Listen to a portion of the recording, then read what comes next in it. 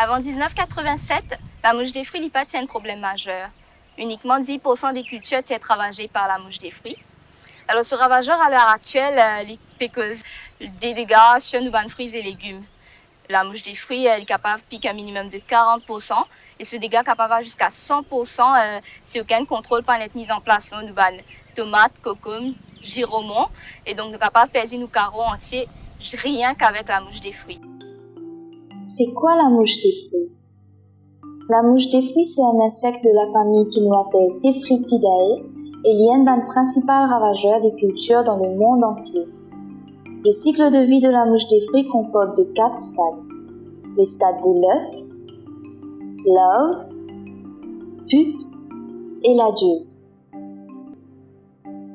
La mouche des fruits peut se bandiser dans les fruits et légumes en piquant la peau. Une fois qu'il disait-là est clos, la larve dévore le fruit et cela entraîne à la pourriture de sa bande fruit-là. Le fruit alors tombe à la terre et devient incommercialisable. À Maurice, il y a 10 espèces de mouches des fruits. À Maurice, il y a 4 espèces les plus fréquentes et qui représentent les plus grandes menaces au niveau plantation. Sachant que les mouches des fruits pas attaquent la même culture, ni attirées par les mêmes phéromones, il est important qu'il nous connaisse différencier les mouches des fruits selon l'espèce. Le Bactrocera dorsalis représente la population principale des mouches des fruits. Il attaque une large gamme de cultures de légumes et de fruits, et il y a un cycle de vie rapide. Cette espèce a déjà été éradiquée 2 fois à l'île Maurice. La dorsalis a 2 bandes jaunes lors au thorax et un T lors au abdomen. Le Bactrocera zonata attaque divers fruits doux tels que la goyave, mangue et pêche. Il y en a également 2 bandes jaunes lors au thorax, mais contrairement à la dorsalis, la zonata peina le T sur l'abdomen. Le Bactrocera cucurbitae, aussi connu comme le melon fruit fly, attaque principalement les cucurbitacées tels que les melons, concombres, courgettes et giromons. Le melon fly en a 3 bandes jaunes sur le thorax et un T sur l'abdomen.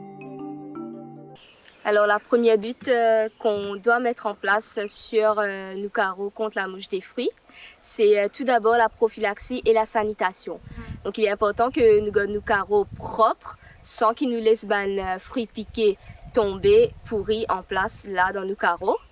Nous sommes capables tout d'abord enterrer les fruits piqués dans la terre de 30 à 40 cm dans le sol, ou tout simplement mettre des fruits piqués là, ramasser, mettre dans un sac poubelle pour étouffer là-dedans et les mouches capables mort. Ou un autre équipement qui nous capable de servir, c'est l'augmentorium. L'augmentorium qu'il y fait, il y en a même l'effet qu'il y a un sac poubelle. Tout d'abord, quand nous mettons les fruits piqués dans l'augmentorium, les mouches finissent le cycle, donc il reste environ 3 à 4 mois dans cet augmentorium-là à l'intérieur, le temps que la mouche des fruits finit ce cycle, et il mord avec l'effet de la solarisation parce qu'il est étouffé à l'intérieur. L'augmentorium, il y a une bande maille qui fait d'une telle façon que la mouche n'est pas capable de passer à travers pour sortir à pique les autres fruits. Donc, il aussi fait d'une telle façon que la maille là, il est capable de laisser les insectes bénéfiques passer à travers. Et donc, il est important de savoir qu'une bonne prophylaxie et une bonne sanitation est capable de réduire environ 50% de la population de mouches des fruits. Une courgette piquée qui nous détruit est équivalent à 400 à 1500 mouches des fruits qui nous éliminent. Alors, il est important qu'ils nous passent dans nos carreaux tous les jours, chaque semaine. Nous ramassons des fruits piqués, nous éliminons eux afin de réduire la population de mouches des fruits. L'augmentorium est demandé une façon pour diminuer la population des mouches des fruits. Parce qu'avec les fruits qui sont un petit peu abîmés là, mon récolte est vraiment 75%. Mais depuis que je mets l'augmentorium dans le carreau, je réussis à diminuer les fruits infectés là, on fait réussir à les depuis 25%. En premier lieu, il diminue nos coûts de contrôle des pesticides. Deuxième, il augmente nos productions. Et troisièmement, du moment où nous faisons écologiquement, nous trouvons qu'il est bon pour l'environnement. Plante piège, c'est une plante qui servit à attirer certains insectes ravageurs dans le but de détourner les autres de bonne culture principale. L'utilisation de bonnes plantes pièges est primordiale car la mouche passe 90% du temps sur les bordures de champs et seulement 1 heure par jour à pondre dans bonne culture. L'utilisation des plantes pièges fait que bonne mouche des fruits plus attirées par bonne plante piège que par bonne culture principale. De ce fait, cela évite à ce que bonne planteur fait traitement leur bonne culture directement, mais plutôt leur bonne plante piège. Bizin traite toute bonne zone côté la mouche des fruits présent en faisant plusieurs applications d'appât. Car au bout d'un moment, la mouche des fruits peut migrer dans bonne zone non traitée et elle pourrait venir dans bonne zone traitée précédemment. Le traitement capable d'être fait en faisant du spraying par spot avec un attractif alimentaire tous les 3 à 5 mètres l'urbaine plante piège des bordures, 1 à 2 fois par semaine. Exemple de bonne plante piège pour la mouche des fruits incluent le maïs, Palma christi, clérodendron, papayer, goyavier et manioc. Pour bonne culture de légumes, bizin met bonne plante piège là l'urbaine bordure d'un carreau et donc bon traitement pour la mouche des fruits peut également être fait en bordure et non l'urbaine culture. Sa bonne plante piège là capable aussi être utilisée comme support pour bonne la trappe. Il y a 2 types de trappe. Le premier, c'est un attractif alimentaire qui attire bonne mouche mâle et femelle. Et le deuxième, c'est la trappe à base de phéromones qui attire uniquement bonne mouche mâle. Et de côté ministère, nous donnons gratuitement un appât qui nous prépare avec des déchets de la brasserie. Nous préparons-les. Et jusqu'à maintenant, ça produit-là est gratuit. Et produit-là, nous distribuons à réduit, à Mapou, à Flac. Et même à Rivière des Anguilles. Et nous avons une petite place pour lui, nous distribuer ce produit-là.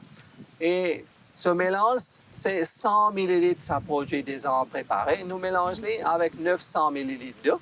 Et là, nous ajoutons 1 ml d'insecticide. Ça appât-là, ça mélange-là. Et là, nous appliquons en bas de feuille pour attirer les mouches mâles et femelles les mouches des fruits. Nous toujours appliquons ici dans la plantation cocom, c'est dans une plantation de plants qui trouvent en bordure. Surtout si nous avons les autres comme manioc, nous appliquons sous feuilles sur ce plan-là. Et ça m'a mal et femelle quand vous venez de voir ça appât-là. Et dans l'insecticide, vous finissez bon. Ça veut dire que nous ne pouvons pas traiter nos plantations directes, nous pouvons traiter une border qui nous dit une plante piège dans tout autour. L'autre technique, c'est que nous utilisons, c'est piégeage en mousse mâle. Si nous avons une plaquette en bois, surtout pour une mouche des fruits qui pique, une mangue, nous avons une plaquette qui attire une mouche mâle. Et nous avons plusieurs phéromones. Nous avons un phéromone qui s'appelle méphilogenol.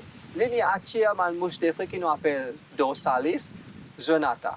Et là, nous avons un autre phéromone qui nous appelle Kiulio.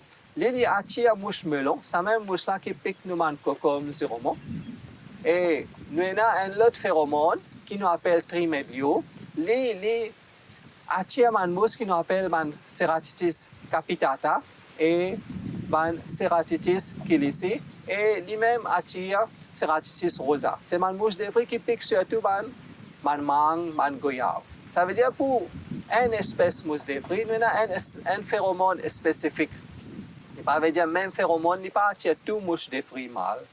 Et mat bloc, nous plaçons dans la quantité, c'est 10 à 14 par hectare. Ça, mat bloc qui est ministère préparé là. Il peut attirer une mouche jusqu'à 3 mois. Et après 3 mois, ça veut dire pour un cycle, mais là, nous besoin renouveler. L'autre technique que nous besoin utiliser en même temps, c'est ce que le ministère peut venir, c'est lâcher une mouche stérile. Mais pour nous arriver à lâcher une mouche stérile, c'est nous besoin baisser la population de mouches des fruits dans nos plantations jusqu'à 0,1 mouche par piège par jour. Ça veut dire qu'il y a besoin presque nil. Là, nous venons avec l'archer des mouches stériles. Nous commençons à faire un pilot release dans une région sélectée. Nous pouvons avoir un bon résultat. Et technique là, comment elle c'est quand nous loguons une mouche stérile mâle, les accouplée avec une femelle qui trouve dans la nature. Sa femelle-là se disait qu'elle est infertile. Ça veut dire qu'elle n'est pas ce cycle, il n'est pas continué. Il n'est pas la production de nouveaux mousses. Et de cette façon-là, nous baissons la population de mousses sans servir aucun insecticide. Et cette technique-là, ce que nous pouvons faire, là, nous pouvons faire l'élevage de mousse à réduit dans un nouveau bâtiment. Aussitôt que nous pouvons produire plusieurs millions, là, nous avons jusqu'à 1 million qui nous peut produire, mais nous target, c'est produire 15 millions de mouches stériles par semaine. Et puis, nous commençons à faire lâcher dans l'endroit que nous avons des empêches de travail. Tout ça, bonne technique de lutte-là, il fait autre preuve à La Réunion.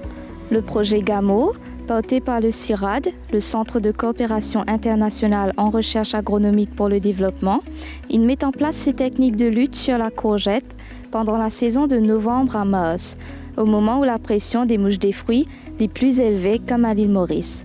Vous avez un résultat assez satisfaisant, c'est-à-dire une réduction de perte de 60%, une diminution de temps de travail allant jusqu'à 50%, une diminution des coûts allant jusqu'à 60% et aucun traitement sur les cultures. Si un planteur peut mettre en place ces techniques de lutte contre la mouche des fruits, il vient aussi encourager son voisin à faire li, parce que tout d'abord c'est une lutte par zone. Et cette lutte collective, c'est ce qu'il faut faire, qui nous est capable de combattre la mouche des fruits tous ensemble. Pour plus de détails, l'aubaine technique à utiliser pour la lutte contre la mouche des fruits, vous êtes capable de diriger vers le site de la Chambre d'agriculture de l'île Maurice, ou tout simplement rapprochez-vous auprès du Fareil le plus proche de votre région pour qu'il vous gagne l'aide sur le terrain en présentiel à travers un agent d'extension du Fareil.